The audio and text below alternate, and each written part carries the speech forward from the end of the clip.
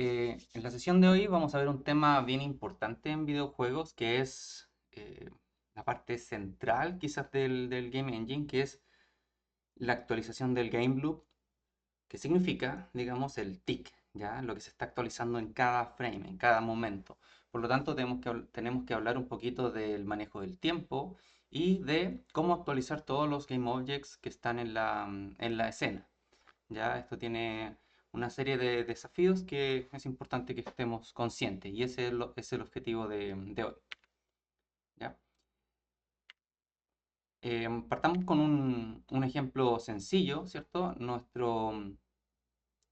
Em, en el core de nuestro motor tenemos que tener un sistema como este, ¿cierto? Un while que va a iterar en cada frame. En cada frame se va a preocupar de actualizar la cámara, los elementos de la escena, de dibujar la escena, ¿cierto? Y de intercambiar el buffer, ¿cierto? Yo dibujo esta técnica de doble buffer, ¿cierto? Que dibujo en uno, ¿ya? Cuando está listo lo presento al usuario y empiezo a dibujar en el siguiente, en el otro buffer. Y luego se swap, ¿cierto? Y voy alternando. Y eso permite que el usuario no vea imágenes, digamos, incompletas. ¿Ya? Este proceso es lo mismo en cualquier aplicación gráfica interactiva, pero estamos en un game engine donde hay más funcionalidad provista, por lo tanto se complejiza un poco la lógica.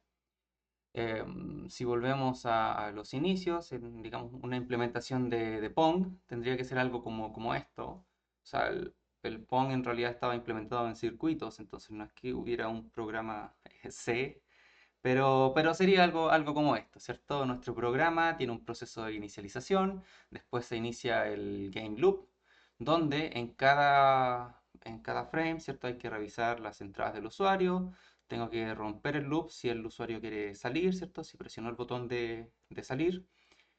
Y después hay lógica de actualización de los game objects, ¿cierto? De mover los paddles, ¿cierto? Hacia arriba, hacia abajo, player 1, player 2 y lógica de la bolita, ¿cierto? La pelotita debe moverse si es que está al centro, ¿cierto? Puede chocar y rebotar con los bordes superior e inferior y puede impactar, ¿cierto? El lado izquierdo o derecho y en ambos casos va a aumentar el puntaje del jugador del otro lado. ¿Ya? Y finalmente hay que dibujar el campo de juego y consecuentemente esa parte de cambiar el frame buffer, ¿cierto? Es la misma lógica, así es como se ve, ¿ya? En su modelación más simple. Ahora, si estamos en un game engine más complicado, que permite una mayor cantidad de características, vamos a tener algo como esto. Vamos a tener otro while true, ¿cierto? También hay que revisar en algún lugar del código la condición de salida, ¿cierto? Para romperlo y terminar el programa exitosamente. Pero Pero ahora resulta que tenemos muchos GameObjects, entonces aquí está implementado de una manera más genérica. Para cada GameObject vamos a ejecutar una función de actualización. En este caso tenemos un motor de animación, un motor de ragdolls, de física, de colisiones y bueno, el de animaciones nuevamente, pero estos distintos sistemas del Game Engine, que son bien estándar en un motor de videojuegos con modelos articulados, hay pasos intermedios, están acoplados, ¿ya? Hay cosas que tienen que pasar em, antes de calcular la animación, después de calcular la animación, si quiero simular física sobre estos modelos articulados, que sería esta lógica de ragdolls que aparece por acá, si quiero simular esa física, ¿ya? Y si es que, por ejemplo, un brazo choca con un obstáculo, con una roca, con una montaña, ¿cierto? Entonces, después de resolver esa colisión, modifico nuevamente el esqueleto y nuevamente envío esa información al sistema de animación. ¿Ya? Entonces, hay varios pasos que están entrelazados entre sí. Entonces, la pregunta es, ¿en qué parte de todo este proceso se ejecutan las actualizaciones de los GameObjects, ¿cierto? La lógica que inyecta el usuario. Y la respuesta a esa pregunta es, depende. Entonces, en esta visual en realidad tenemos tres tres espacios para que el usuario decida dónde insertar su lógica. Ya tenemos pre-animation update, ¿cierto? Post-animation update y final update. Entonces tenemos antes de la animación, después de la animación y el final que viene siendo después de la aplicación de la lógica de Ragdoll. Entonces si yo quiero que algo pase antes, lo tengo que insertar en esa parte, ¿cierto? Si quiero que algo pase después del cálculo de física completo, tengo que insertar esa lógica bien al final, ¿ya? Em, entonces el usuario es responsable de implementar estas tres funciones, o al menos una de ellas en el lugar correcto, ¿ya? Esa sería la lógica. Ahora, empiezan a ponerse un poco complicadas las cosas cuando un GameObject depende de otro GameObject. En este caso, vimos un sistema entrelazado, ¿cierto? El sistema de animación se enlaza con el sistema de colisiones, con el sistema de física, para generar el resultado que uno quiere, ¿ya? Entonces hay una interrelación entre sistemas que se resolvió así, ¿cierto? Dividiendo paso a paso las cosas. Ahora, em, ahora hablemos un poco, ¿cierto?, de las dependencias entre GameObjects. Podemos entender un GameObject como un vector de estado, ¿ya? O un vector, ¿ya? Con cada variable sería una variable de estado. Con cada dimensión, una variable de estado. Entonces, digamos que un GameObject i en el tiempo t está definido por s sub i de t. Entonces, de esa forma tenemos que un videojuego pasa a ser una simulación de tiempo discreto, ¿ya? Donde en cada iteración el estado del objeto va a estar definido por el estado anterior y las entradas, ¿cierto? I de t, las entradas que se capturen en ese frame o en el frame anterior, ¿ya? Entonces, esa forma sería bastante sencilla si es que estamos trabajando con GameObjects independientes, ¿cierto? Cada GameObject depende solo de sí mismo. Pero ¿qué pasa si tengo algo que depende de otro algo? ¿Ya? Y ese es el caso general. Entonces, cada GameObject depende de todos los otros GameObjects, ¿ya? O de algunos de ellos, ¿ya? Entonces, esta sería la formulación. Por supuesto, esa F es la simulación, ¿cierto? La acción, lo que sea que pase, ¿cierto? El update. Esa es la implementación de la función de update. Em, esta ecuación es bastante más complicada que la anterior. Y uno de los desafíos del manejo, o sea, del desarrollo de videojuegos, al igual que del desarrollo de software en general, es manejar apropiadamente las dependencias, ¿ya? Entonces, ejemplos de uso de este caso, eh, de este tipo de dependencias es, por ejemplo, el jugador, ¿cierto? El personaje puede preguntarle a su arma cuántas balas tiene. El arma puede preguntarle al jugador qué tipo de personaje tiene el arma, ¿ya? Quizás es un, no sé, un extraterrestre de 4 brazos, quizás es un humano de 2 brazos, ¿cierto? Entonces, quizás es alto, quizás es bajo, entonces según eso el arma va a tener distinta conducta. Un ejemplo típico es la cámara de un juego en tercera persona, ¿cierto? La cámara va persiguiendo al personaje, por lo tanto tiene que conocer dónde está el personaje, ahí hay una dependencia, y al mismo tiempo yo no quiero que la cámara entre a los muros, por lo tanto necesita em, una referencia o conocimiento del mapa, ¿ya? Del static mesh, usualmente que modela el mapa. Ahora, quizás también quiero conocimiento de los obstáculos, ¿cierto? De otros GameObjects, para ir evitándolos, ¿cierto? Y no entrar dentro de otros GameObjects. Un portal, digamos, que se puede abrir una vez que elimine a todos los enemigos de cierta zona, ¿ya? Entonces ese portal tiene una referencia a todos los enemigos y cuando se acaben los enemigos, el portal se va a abrir, ¿ya? Una puerta se puede abrir solo si es que el jugador tiene una llave en específica. O en el RPG infinito, ¿cierto? Que intenta modelar la realidad, quizás el personaje tiene una habilidad especial que puede ser ejecutada solamente si se cumplen ciertas condiciones, ¿cierto? Y esas condiciones pueden ser tan específicas como queramos. Por ejemplo, que el jugador o el personaje tiene que estar en nivel 100, tiene que estar lloviendo y tengo que tener la varita mágica, ¿ya? Entonces solamente en ese caso puedo ejecutar mi ataque eh, que va a derrotar a todos los enemigos, ¿ya?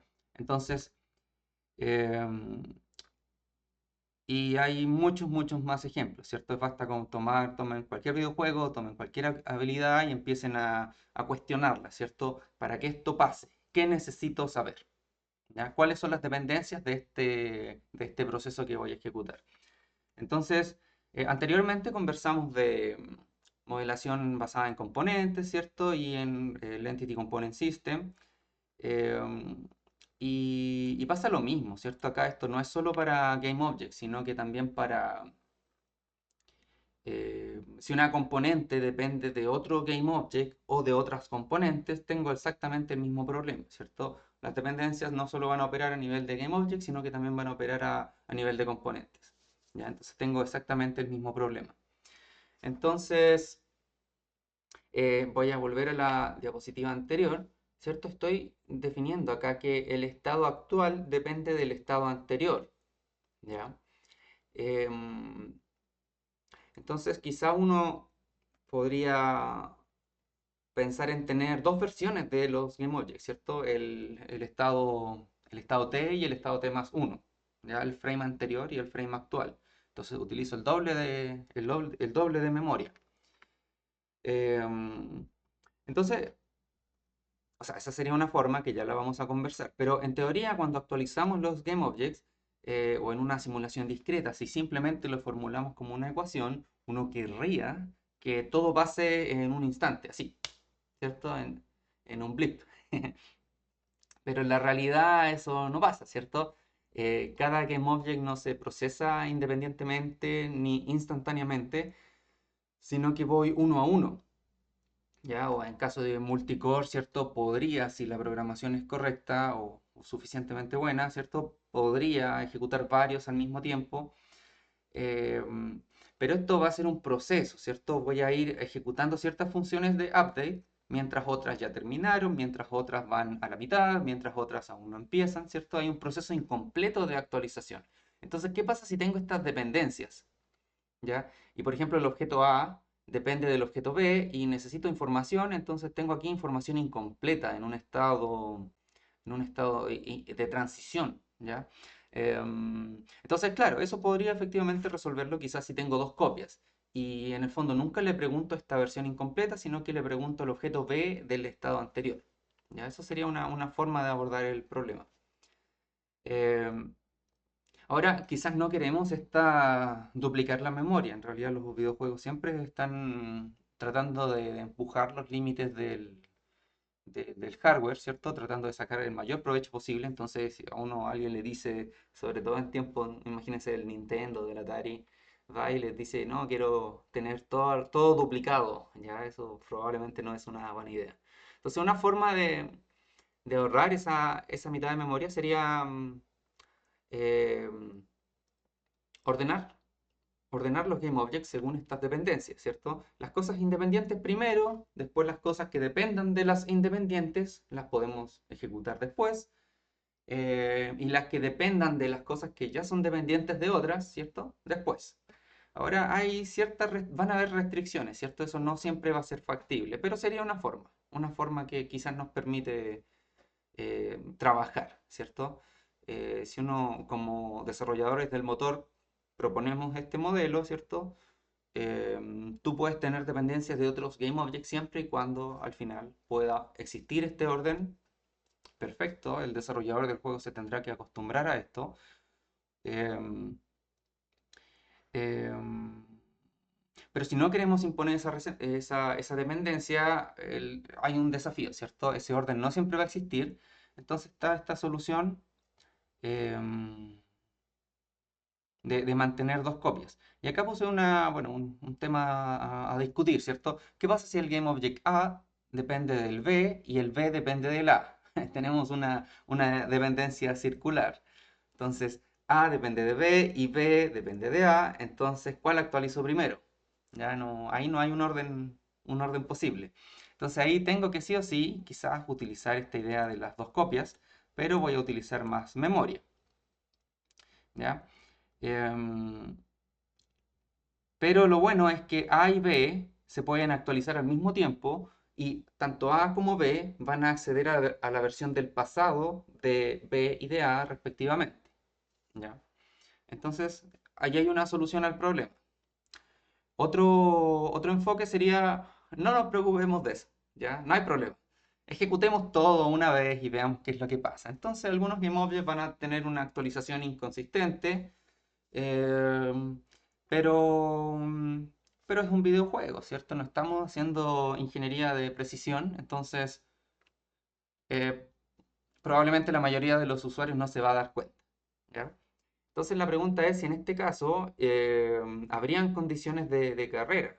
Incluso si tenemos un puro procesador, ¿cierto? Los GameObjects se están ejecutando como en paralelo, ¿cierto? Em, entonces, ¿qué pasa si ejecuto uno, después el otro? Y ocurre este bug por culpa de las dependencias, ¿cierto? Se ejecutó uno, después el otro, después el otro, después el otro, y se generó una condición que no debió existir nunca.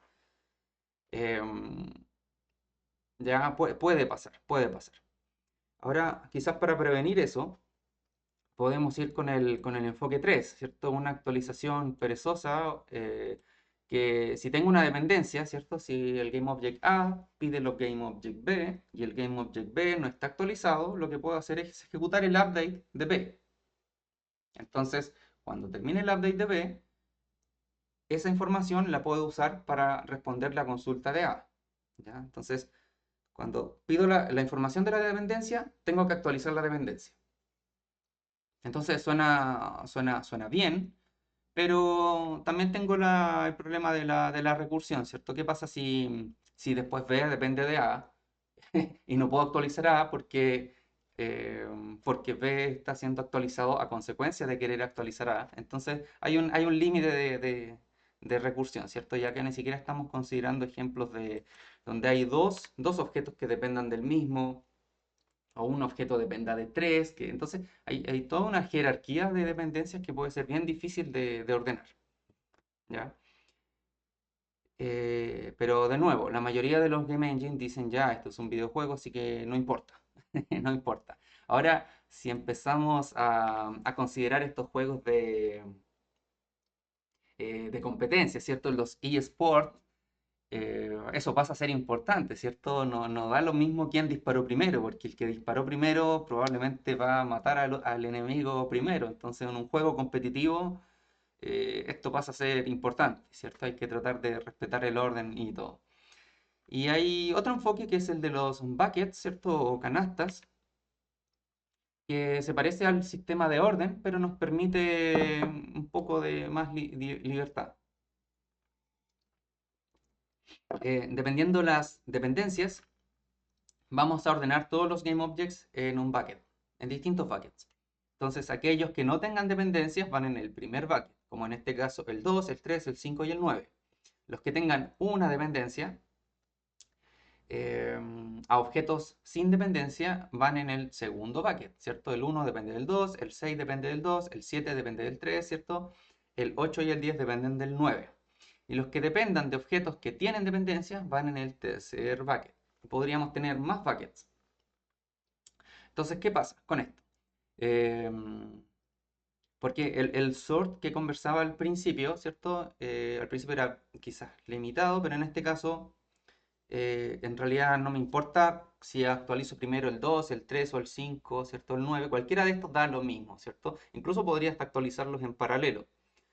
Em, entonces todo lo que esté en el bucket 1 es un poco independiente. Y cuando ya termine ese paso de actualizaciones, puedo actualizar los del segundo bucket, ¿ya? Y ahí puedo consultar a la memoria que estaba en el bucket anterior. Y luego el 4, ¿cierto? O sea, el tercer bucket, de nuevo, ya están listos los buckets anteriores.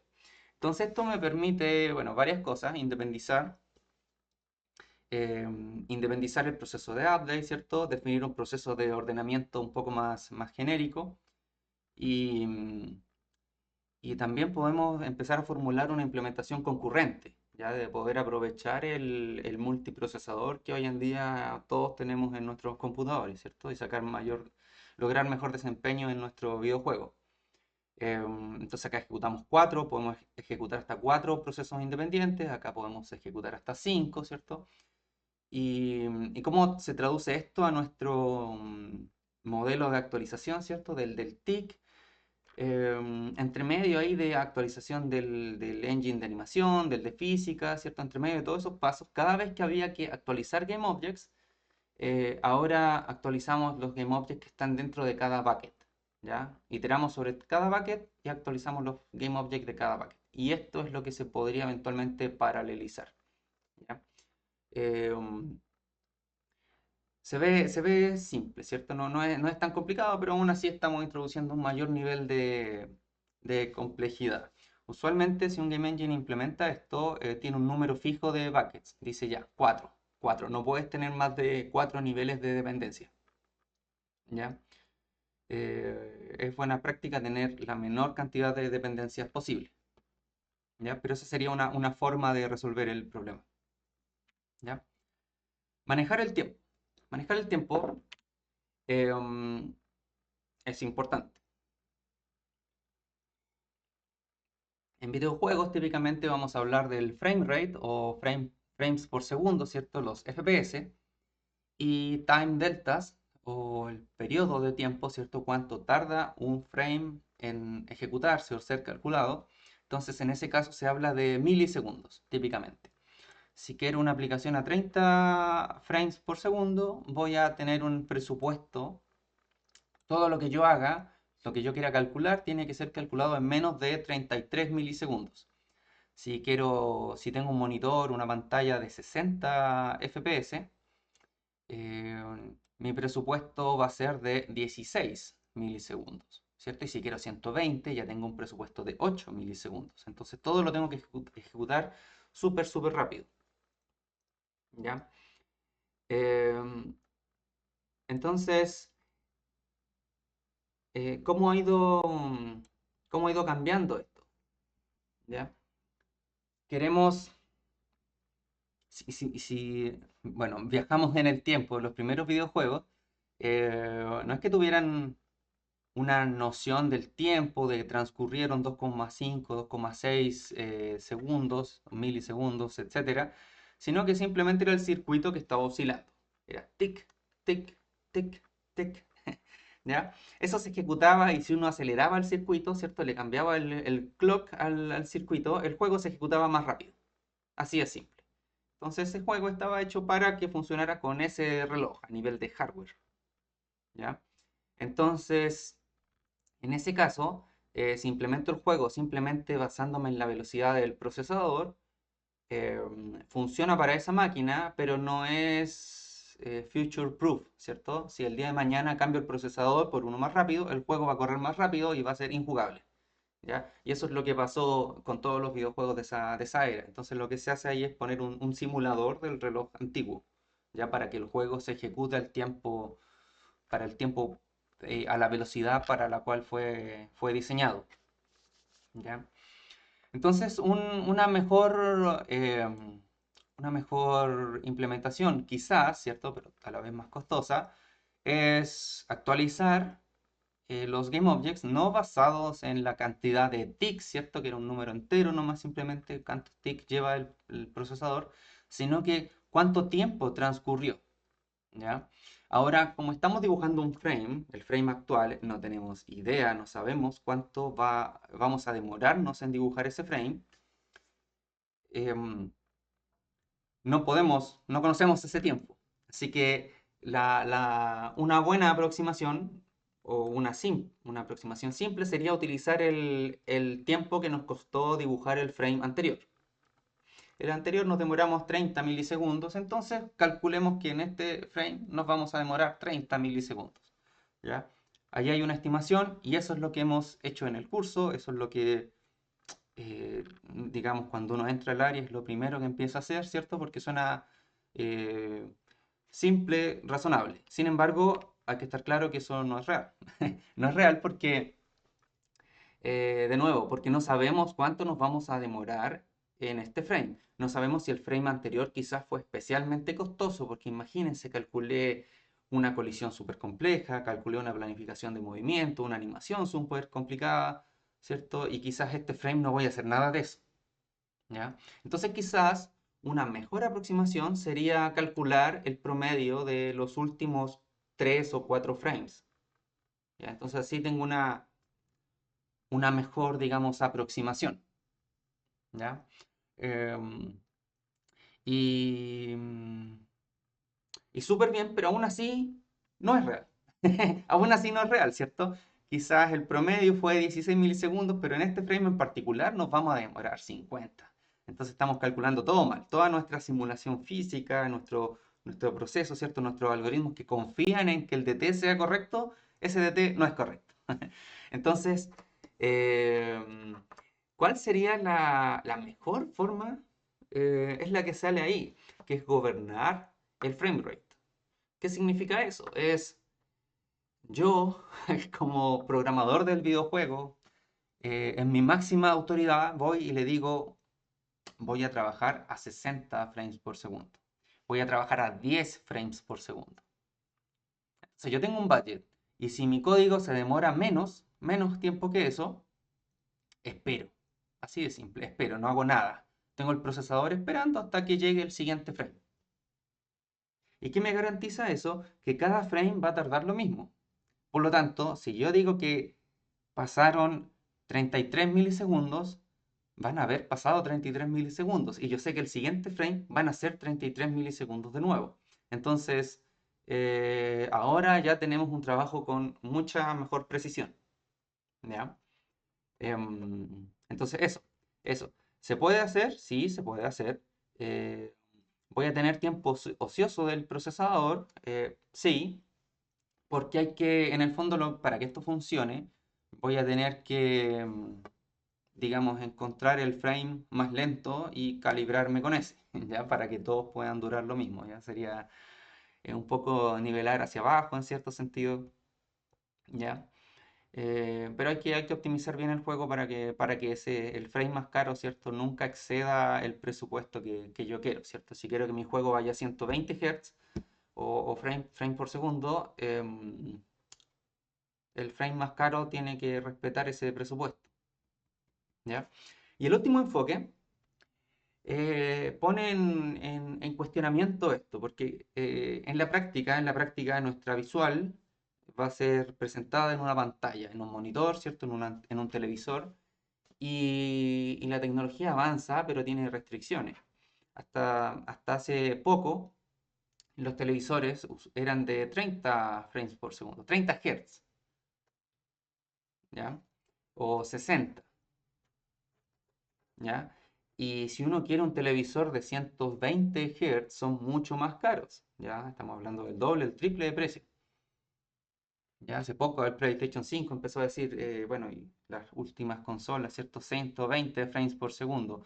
Pero esto no tenía sentido si es que tu televisor es de 60. Estás calculando 2 frames, pero al final el usuario ve uno porque el televisor es capaz de mostrarte un frame cada 60 segundos, no cada 120, perdón, cada 100, un frame, ¿me entendieron la idea? A una frecuencia de 120, ¿cierto? No a una frecuencia de, perdón, a una frecuencia de 60, no a una frecuencia de 120. Entonces estoy haciendo cálculos de más. Entonces la pregunta es, ¿por qué dibujar frames que nunca van a ser vistos? ¿Ya? Y lo que pasa ahí, si es que tengo un número de frames que no calce perfectamente con la frecuencia del monitor o televisor, es que voy a tener frames que se van a estar mostrando y entra el frame nuevo y empieza a dibujar la siguiente parte. Y eso es lo que se llama tearing. La mitad del frame de la imagen corresponde al presente y la mitad anterior, ¿cierto? Corresponde al frame del pasado. Entonces se ven unas líneas. Y eso pasa cuando uno ejecuta el juego más rápido que la velocidad de la pantalla. ¿Ya? Entonces uno puede, típicamente en los settings del videojuego, puede activar o desactivar esto. Le dice, ya, actualízate la frecuencia del televisor o actualízate tan rápido como quieras o puedas y vamos a tener, y voy a asumir yo esa penalización, ¿cierto? Que de repente voy a tener estas líneas de tearing, ¿ya? Que es mostrar En la misma imagen, cuadrados, ¿cierto? Rectángulos que presentan el frame en distintos instantes de tiempo. Eso pasa de nuevo cuando el procesador es mucho más rápido que la frecuencia del monitor. ¿Ya? Em, eso. ¿Ya? Entonces es importante. Ahora, en todo esto vamos a estar midiendo el tiempo, ¿cierto? Para calcular este DT. Y para eso necesitamos conocer el reloj del computador, ¿ya? Usualmente las máquinas actuales utilizan un reloj entero de 64 bits, ¿ya? Y esto es un número megatrónicamente gigante. Em, entonces, bueno y suficiente. Ahora también uno puede trabajar en una máquina que tenga un reloj de 32 bits. Sin embargo, el problema aquí es que son poquitos números, ¿ya? O porque el tiempo va avanzando, avanza, avanza, avanza, avanza. Entonces, en la práctica, por ejemplo, algo de 32 bits puede ser algo tan corto como 1,4 segundos. Y entonces lo que hay que hacer es estar reiniciando ese reloj para poder capturar los siguientes ciclos. Y de manera similar, ¿qué pasa si yo quiero trabajar con puntos flotantes, ¿cierto? Un reloj 2,1, 2,3, 2,5, 2,7 y que vaya aumentando de esa forma. Número flotante de 32 bits sería peor porque solamente tengo 23 bits para la mantisa, que es la parte de la precisión, y el otro es la parte de la potencia, ¿cierto? Entonces, para representar números grandes tengo menos precisión en los decimales y, y el tiempo avanza rápido, entonces resulta que tengo un número, no sé, 10 elevado a 10 y le estoy sumando 0,1. Entonces ese 0,1 al final queda descartado en la operación de punto flotante. Los números más precisos en la representación de puntos flotantes son entre 0 y 1, o menos 1 y 1. Entonces lo que hay que hacer acá también, al igual que en el de 32 bits, es resetear ese reloj. Ya esto quizás es un problema pequeño de bajo nivel, pero está en el núcleo de lo que pasa. Entonces de repente alguien empieza a hacer cálculos y tiene un overflow en el delta t. Entonces todos los cálculos están malos. Ya nada funciona como debería. ¿Ya? Em, También hay un problema con los breakpoints. Si yo calculo en todos estos enfoques, ¿cierto? Estoy calculando un delta t. ¿Y qué pasa si es que ese delta t, si quiero debaguear mi juego, ¿cierto? Entonces se pausa. Y empiezo a revisar el valor de las variables, ¿cierto? El estado del programa, etcétera, etcétera, etcétera. Y digo, ya, siguiente paso, ¡pum! Le suma el delta t. Y todo el delta t que calculó, porque el delta t para calcularlo le tengo que preguntar al sistema operativo, oye, ¿qué hora es? y me da la hora. Pero resulta que pasaron 15 minutos y esos 15 minutos era yo que estaba mirando el debugger. Entonces, el delta t es igual a media hora y meto eso al motor de física y resulta que venía a velocidad 2 y en media hora significa que está a 50 kilómetros más lejos o mucho más lejos y, mm, y se rompe el juego, ¿cierto? Desaparecen los objetos porque avanzaron demasiado en las direcciones que iban. Entonces esto puede pasar, sobre todo si estamos trabajando con un motor de videojuegos pequeñito, ¿cierto? Que no tiene este tipo de garantía. Y la forma de evitar que eso pase es poner un máximo, ¿ya? Yo digo que el delta t máximo de este videojuego va a ser 1 segundo. Entonces, aunque sean 5 segundos, 7 segundos, media hora, el juego satura en 1 segundo y los cálculos los realiza con 1 segundo, ¿ya? Y de esa forma, cuando termine el breakpoint, se calcula la física con 1 segundo, donde probablemente no se escapan los objetos. Quizá 1 segundo es mucho, quizá 0,1 segundo o el 33 milisegundos, pero la cosa es que uno le pone un techo, ¿ya? Este valor no puede ser más alto que eso, ¿ya? Eh, entonces ahí hay una solución a ese problema. Ahora en el mundo de C++ tenemos la biblioteca estándar que nos da el pack de funciones, ¿cierto? Chrono, que tiene los relojes, ¿ya? El steady clock es una clase que está ahí dentro de Chrono, que la gracia que tiene es que siempre aumenta. ¿Ya? Me garantiza que no voy a llegar a overflow y se va a ir a los negativos, ¿cierto? Entonces cuando haga la diferencia va a quedar un desastre. Entonces se usa de esta forma, le pregunto el now, entonces eso me da un time point, digo now de nuevo, me da otro time point, y aquí hago la diferencia y eso me da un objeto del tipo duration. Em, Acá lo capturo en tiempos double, y cuando le hago timespan.count, esto me retorna en doubles la cantidad de segundos, ¿ya? Esa es la forma, quizá un poco verbosa, pero es bien, bien precisa y bien clara respecto de lo que está haciendo, ¿cierto? Aquí estamos trabajando con el número, este tipo de dato está trabajando con el tipo del clock interno, que puede ser un número entero, por ejemplo, el de 64 bits, o sea, con la mayor precisión posible. Y acá tengo un objeto que solo almacena la diferencia de tiempo, por lo tanto puede ser un número más pequeñito, que quizás es 32 bits es suficiente, porque esa diferencia de tiempo probablemente sea menor al 1.4 segundos que conversamos delante. Y quizás es conveniente manejar esa información como un número float o como un número double, entonces puedo trabajarlo de esa manera, ya para que sea compatible con mi programa. Entonces, así se hace en C++, ¿ya? Utilizando Chrono, cualquier compilador de C++ moderno va a tenerlo y esto debería funcionar, ¿ya? Eso. Ahora tenemos nuestra delta T y queremos implementar el game loop. Ya conversamos un poquito de eso, pero em, ¿cómo inyectamos esta lógica de actualización, esta lógica de game loop en nuestro motor? ¿Ya? Hay distintos estilos. Y aquí vamos a revisar tres. El primero es el Message Pumps de Windows. En realidad este es un tema del sistema operativo. Una aplicación en Windows pide que antes de servir o de ejecutar cualquier cosa de mi programa, tengo que actualizar el sistema operativo. Sí o sí. Entonces tengo que estar enviándole mensajes al sistema operativo con estas instrucciones que están por aquí: pick message, translate, dispatch. Y cuando se acaben todas las instrucciones del sistema operativo, ahí, recién ahí, continúo y ejecuto una iteración de mi videojuego, ¿ya?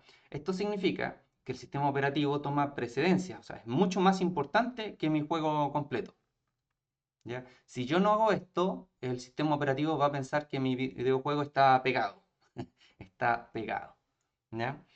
Entonces, habría que, bueno, esto es lo que está en el libro, habría que ver si las últimas versiones de Windows siguen pidiendo esto. En las bibliotecas que hemos utilizado, probablemente esto está hecho dentro del GLFW, pero habría que ver, ¿ah? Porque esto viene de un tiempo donde no había multicore, entonces quizás ahora es levemente distinto. Pero lo importante acá es el espíritu.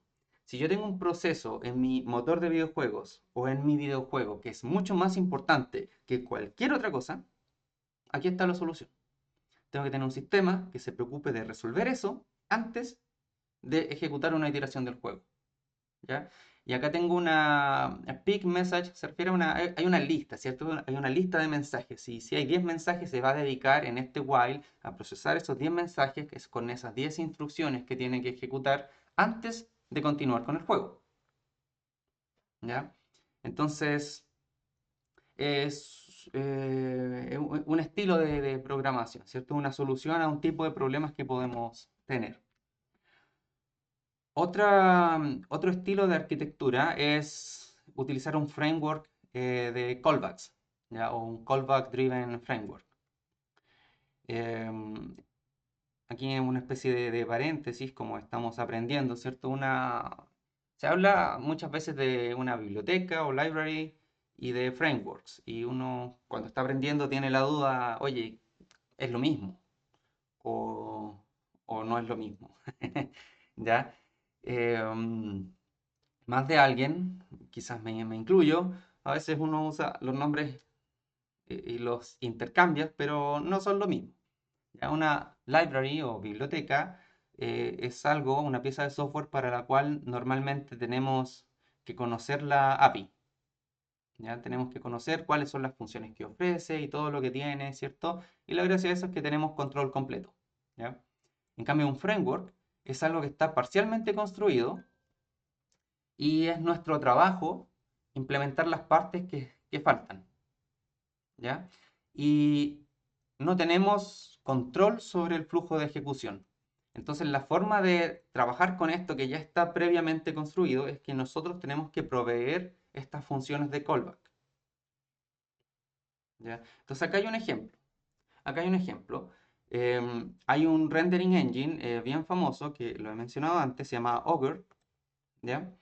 Y, y dentro de Augur tiene esto muy parecido a lo que hemos visto de actualizar los GameObjects, pero acá el concepto que utiliza es Frame Listener, ¿ya?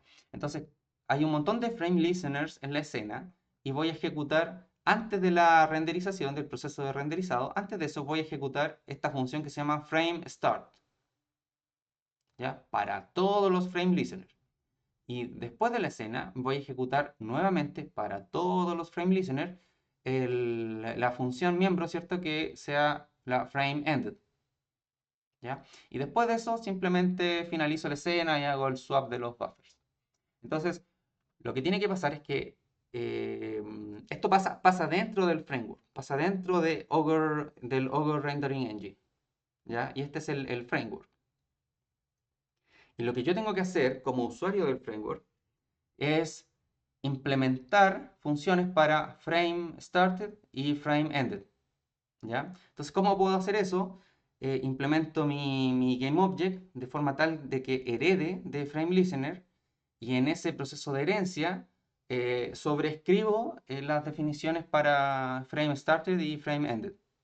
Ya propongo unas implementaciones. Entonces le digo que al principio del frame le pregunte la información al joypad o gamepad, ¿cierto? Que ejecute cierta dinámica de simulación, ciertos controles del usuario, que se resuelvan colisiones, la cámara, etcétera, etcétera, etcétera. Y cuando ya termine el frame, o sea, en esta parte, después del proceso de renderizado, quizás podría dibujar el heads up display, ¿cierto? Los puntajes, o podría hacer un montón de otras cosas que puedan ser pertinentes a ese caso en particular. Pero eso es, en este caso, el game loop está implementado dentro del framework y yo, a través de callbacks, estoy insertándole información al framework. En la biblioteca Notophagus nosotros hicimos esto. De hecho, en Mona Engine también estamos haciendo esto, ¿cierto? Nosotros estamos proveyendo, proporcionando una función de update personalizada que está sobreescribiendo otra que viene en el framework de trabajo, ¿ya? Entonces es el estilo de trabajo, un patrón que es bastante útil para este tipo de aplicaciones, ¿ya? Porque acá dentro del framework se programa esto en el genérico, ¿cierto? Y nosotros tenemos que proveer esas implementaciones. Y un tercer estilo es basarse en eventos. La primera pregunta entonces, ¿qué es un evento? ¿Cierto? ¿Qué es un evento? En este caso, un evento de juego. Es cualquier cambio de estado interesante. Por ejemplo, apretar un botón, que se acabe una explosión, que un enemigo visualice al jugador, ¿ya? Cualquiera de estas cosas. Para resolver esto podemos tener o sea, hay dos formas, ¿cierto? Si estamos en cada instante del juego, en cada iteración, en cada proceso de update del loop, estamos revisando, ¿está este botón apretado? ¿Terminó la explosión? Eso es súper caro, porque en cada instante lo estamos haciendo. Suena mucho más económico computacionalmente, es cuando apriete el botón, va a pasar ciertas cosas. Entonces, acción, reacción, pasa solo una vez, no pasa en cada frame, ¿ya? ¿Cierto? Solo se procesa cuando se tiene, cuando ocurre, ¿cierto? Cuando uno quiere procesarlo. Eso es un sistema de eventos, ¿ya?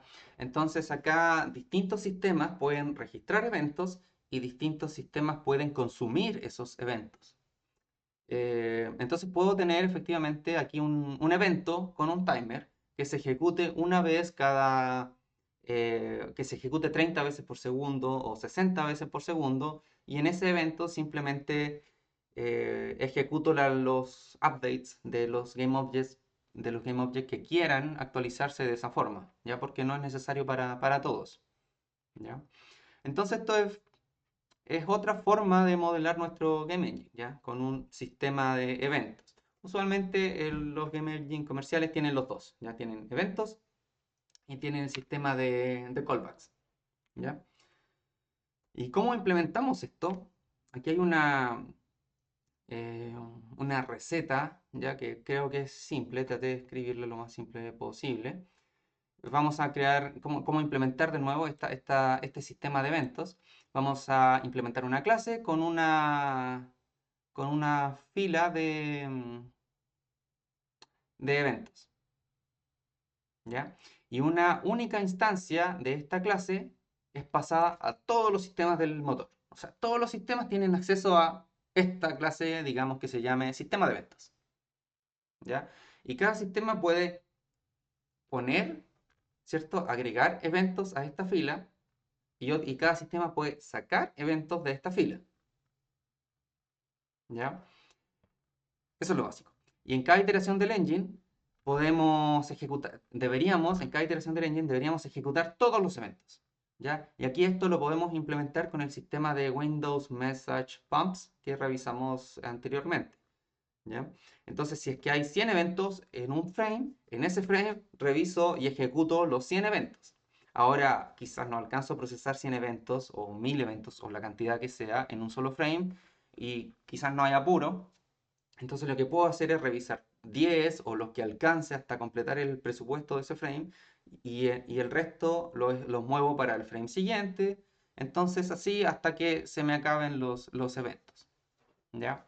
Esa sería una forma si es que no es un videojuego competitivo donde necesito que sea perfecto el frame donde se ejecutaron las acciones, ¿ya? Prefiero congelar el juego versus que no procesar acciones, ¿ya? Entonces depende el paradigma del tipo de videojuego, ¿ya? Esto es exactamente lo mismo que el patrón, ¿cierto?, de Publisher Subscriber. Ahí les dejé el link de Wikipedia. Y la forma en la que a mí me gusta imaginarme esto es que hay un sistema independiente que conecta todos los otros sistemas, como por ejemplo el sistema cardiovascular, ¿cierto? Están las eh, arterias y venas, entonces hay un sistema que conecta todo el cuerpo humano y distintos órganos o partes del cuerpo humano van a insertar, van a tomar nutrientes de la sangre, ¿cierto? Y van a botar desechos a la sangre. Entonces toman mensajes y devuelven mensajes, ¿ya? Entonces la misma lógica, de repente pasa algo en un sector del cuerpo y otro sector del cuerpo se va a enterar porque la sangre tiene ciertos mensajes ahí, ¿ya? Que van a ser, pueden ser capturados. ¿Ya? Entonces creo que eso es una buena forma de verla. Y podría tener varios buses de eventos que tengan distinta naturaleza, ¿ya? Usualmente puede ser un objeto que tenga un string, entonces uno revisa el string dice eh, mensaje de tipo explosión, entonces eso solo le sirve eh, a los, digamos, GameObject que estén esperando eventos del tipo explosión, ¿ya? O por ejemplo, si tengo muchos personajes y tengo que matar a los enemigos, y cada vez que mate a un enemigo quiero actualizar el tablero de puntaje, cada vez que mate a un enemigo, ¿ya? En el proceso de muerte lo que hago es insertar un mensaje de enemigo eliminado. Solo eso. Y el objeto se destruye. Entonces, en este bus de comunicación, ¿cierto? En este sistema de eventos, está el evento ahí y resulta que el GameObject de tipo panel de puntajes, cada vez que exista un objeto enemigo eliminado, un evento del tipo enemigo eliminado, lo que hace es este contador de puntaje simplemente le suma uno a su display. Eso es todo, ¿ya? Y de esa forma es súper es poderosa porque eliminamos la dependencia directa, ¿se fijan? Eh, por un lado están los enemigos que se crean y se destruyen, pero no tienen idea de que existe alguien que está pendiente de esa información. Ya, no hay una dependencia, no es que tenga que ir el zombie que está ahí, ¿cierto? Que se está muriendo, tenga que conocer el panel de puntaje, ¿cierto? Sería súper raro, sería súper incómodo. Y el panel de puntaje no tiene que tener una referencia a todos los zombies, que quizás tenga 1 millón de zombies. Imagínense la dependencia de GameObject si quisiera poner eso en bucket, ¿cierto? Sería súper complicado. Eh, pero tengo un bus de eventos. Entonces simplemente alguien publicó un evento y este panel de puntaje está suscrito a ese tipo de evento, ¿cierto? Al tipo de evento eliminación de zombies o de lo que sea, ¿ya? Entonces ahí hay un buen caso de uso, un caso de uso que se repite en muchas cosas. Y con este punto cierro esta parte de la clase, ¿ya? Espero se haya entendido. Cualquier consulta, me consulta, ¿ya? Espero haya servido, ¿ya? Un aplauso.